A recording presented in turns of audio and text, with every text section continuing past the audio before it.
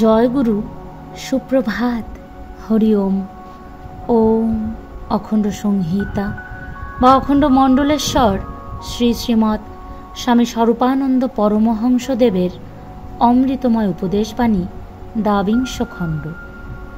নিজেকে নিঃসঙ্গ মনে করিও না।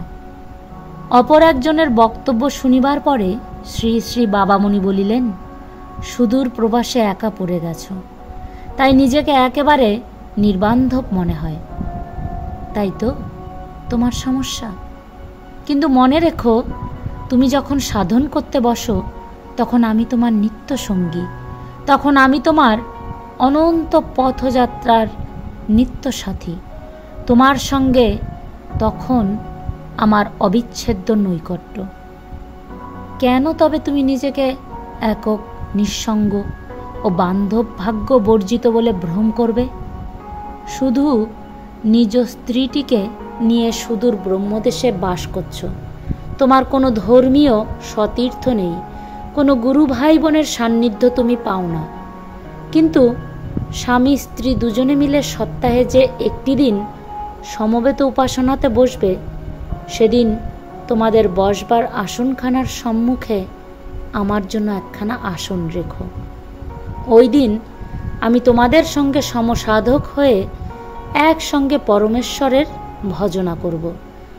সপ্তাহে একটি মাত্র দিন এ কাজটি করো, দেখবে বৎসরের 52টি সাপ্তাহিক সমবেত উপাসনা একবার পার হয়ে গেলে তুমি আর আমি দূর দূরান্তে বাস করেও কত আত্মীয়তা, কত কুটুম্বিতা, কত নৈকট্য লাভ করে আছি। যে দেশে একটিও সমধর্মী নেই, একটিও সহকর্মী নেই, সেই দেশেও আমি তোমার সঙ্গে আছি, ছিলাম এবং থাকব।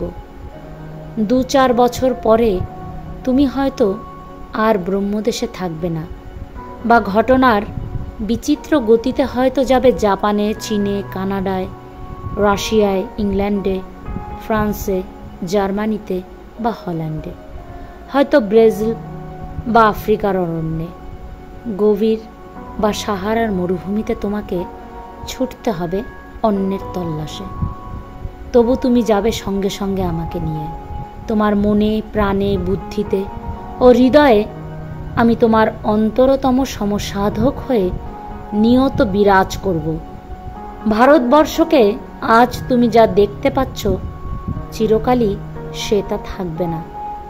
শুধু সেই দিনটি না আসা পর্যন্তই নয়, অনন্তকাল ধরে আমি তোমার সঙ্গে থাকব, কদাচ তোমাকে একা থাকতে দিব না। হরি ওম।